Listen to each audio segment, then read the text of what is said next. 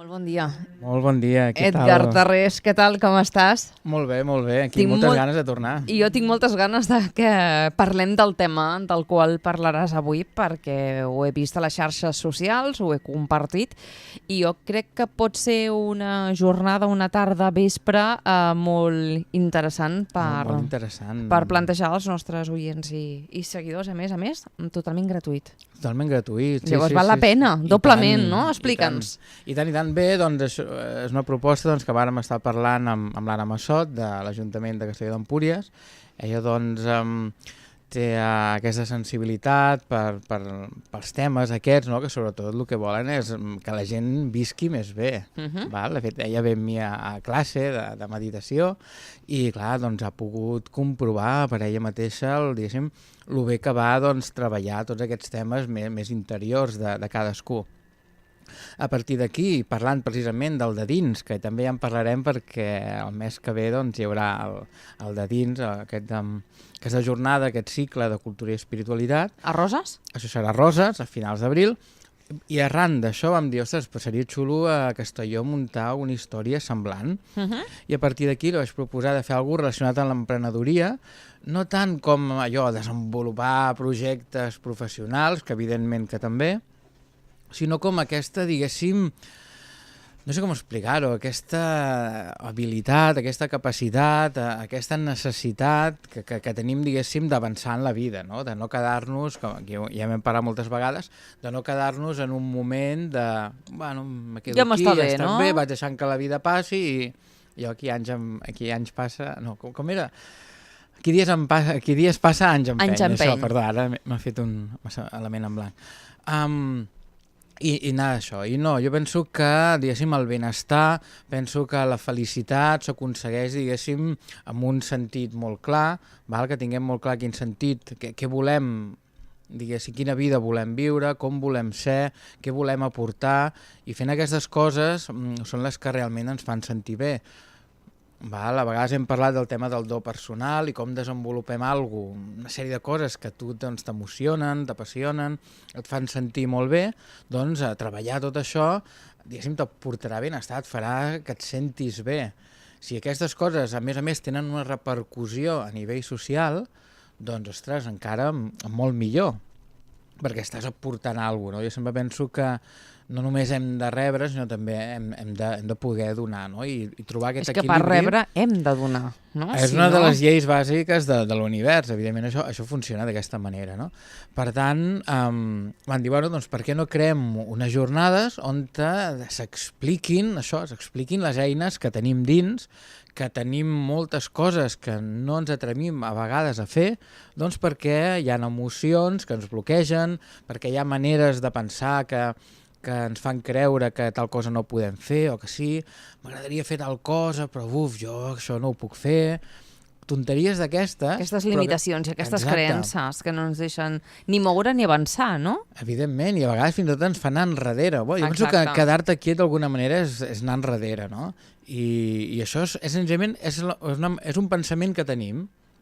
A més, això està estudiadíssim, perquè gent que han aconseguit, no, a través de treballar, d'anar-ho observant, anar-ho treballant tot plegat, resulta que han aconseguit pensar d'una altra manera i tot allò que creien que era impossible, de cop i volta ho estan fent, no? És com obrir una finestra, no? Exactament. Entre tota aquesta llum i opcions diferents. És el mateix que quan a vegades ho he explicat, quan anem a la Índia, arribem a Delhi i resulta que la gent, quin pal, Delhi, clar, et fot 2 hòsties a la cara i diu, què és això, no? Te satura. I tens que, evidentment, te fas una imatge i tens un pensament, i, evidentment, unes emocions de tot allò que t'envolta. I dius, Delhi és tal. Ho he viscut, està claríssim, no? Dius, sí, vale. Resulta que te'n vas a fer una volta per la Índia, al cap de 10 dies tornes, aquells 10 dies te'ls passes pensant, dient, ostres, haig de tornar a Delhi, perquè, clar, l'avió surt d'allà, hem de tornar a Delhi, sí o sí. I te passes tot aquest temps pensant, ostres, quin rotllo, que jo no vull anar, que aquí la muntanya s'hi està molt bé, que aquí hi ha una altra Índia, que a Delhi no sé què. I després resulta que arribes a Delhi i no. I, ostres, però si ara m'hi sento bé, estic més bé, ja les coses no em molesten tant, ja tot me va més... M'hi sento més a gust. Què ha passat, no? I el primer que penses, Delhi ha canviat? No, Delhi no ha canviat. El que ha canviat és la teva percepció, el que ha canviat és la teva manera de sentir i la teva manera de pensar sobre allò. Has canviat tu, t'ha canviat l'estructura mental. Per tant, si aconseguim canviar la nostra manera, la nostra estructura mental, o sigui, de pensar i de sentir, podrem fer, vés a saber què, no? Resulta que no sé qui fa moltes coses i dius, és que aquest és especial. No, tothom és especial. Primera, fa falta que tu creguis i segona, fa falta que connectis amb les teves eines i amb les teves habilitats. I que creiem en nosaltres mateixos, no? I amb els nostres propis talents. Evidentment, tot això... Que molts ni els coneixem. La gran majoria no els coneixem, però és normal, perquè, clar, repetirem el que penso que diguem a cada programa. És igual, cada programa ens escolta gent diferent, no? I per altres és un recordatori. Jo crec que és important d'una manera o altra. Evidentment, encara que siguem repetitius, Edgar. Exactament. Ja no me'n recordo què era. Ja t'he despistat. M'has despistat. No, això, vale, sí, estaves dient que tot això no ho sabem. Clar, no ho sabem perquè ningú ens ensenya. Val? No sabem que podem multiplicar per no sé quant si ningú t'ho ensenya. Ni que sabem sumar, ni que sabem restar, ni que sabem llegir, perquè ningú ens ho ensenya. Val? Però un cop resulta que ve algú i te n'ensenya a fer-ho, ostres, resulta que saps fer-ho. I si aquella persona sap fer no sé què, no sé quantos, i tal, i és una cosa molt especial, no serà potser que ha dedicat moltes hores de la seva vida a fer-ho, a pensar-ho? Jo sempre dic que tot el que veiem, aquesta taula, aquest jersei que portes, aquest micro, tot, algú ho ha pensat. És fruit d'un pensament. Si ningú hagués pensat en taules, encara estaríem menjant a terra, que és molt saludable, per cert, i taules no en tindríem, treballaríem drets, menjaríem a terra, jo què sé. Val? Es tracta d'això, que primer ho pensem, i per pensar i per crear coses noves, evidentment la creativitat, que això ja és un altre tema que si cas ja en parlarem aviat, són fonamentals i per això hem de pensar. Val? I això és una mica el que farem en aquestes jornades. Val? Estem parlant d'unes jornades que... Exacte, anem a explicar que estem aquí... Sí, que ens passarà el temps i tenim molta informació per donar. Jornades d'emprenedoria i espiritualitat a Castelló d'Empúries el dia 30. El dia 30, dissabte 30. A partir de 2:45 de la tarda. Exactament. I què és el que hi haurà dins aquestes jornades? Hi haurà moltes coses. Primer de tot, abans que se m'oblidi, que la gent vingui una estona abans, ho dic perquè no s'ha d'apuntar, és gratuït, només has d'anar allà al convent de Santa Clara i allà ja estarà tot preparat. L'únic que has de fer és apuntar-t'ho a l'agenda perquè no te n'oblidis i ja està. I molta gent, estic rebent molt correus, pel Facebook m'estan dient moltes coses amb molt d'interès. Per tant, a veure, hi ha un aforament que intentarem fer cabri la gent qui càpiga, però que, com tot, físic és limitat. Per tant, això, que la gent, si voleu, veniu una estona abans i agafeu lloc perquè pinta que hi haurà molta gent, vist tot plegat. Això, què hi trobarem? Trobarem primer la Joana Friguler. Joana Friguler és una coach, psicòloga de Girona. L'any passat va treure el llibre de Posa llum a la teva vida, que des d'aquí el recomanem totalment, perquè és molt bo, i és una persona que porta 25 anys ajudant a les persones, a les organitzacions, empreses, a créixer.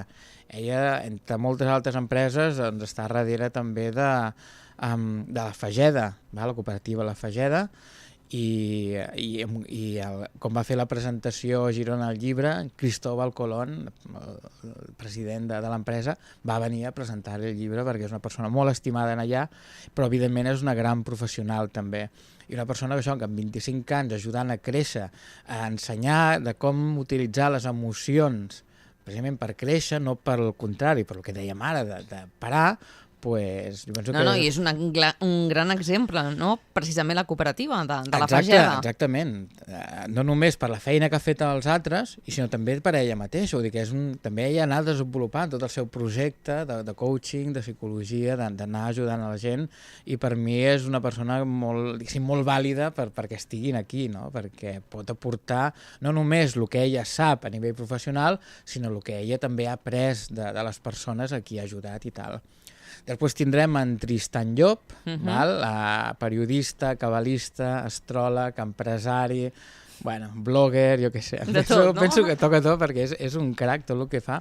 I és una persona que Tots dos han sortit, tenen bastants programes en el programa d'en Gaspar Hernández, de Catalunya Ràdio, sobre tots aquests temes.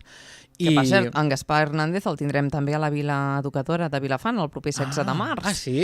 Molt bé. Sí, és un dels ponents. Ja que el nomenes, deixa'm dir que escombrem cap a casa.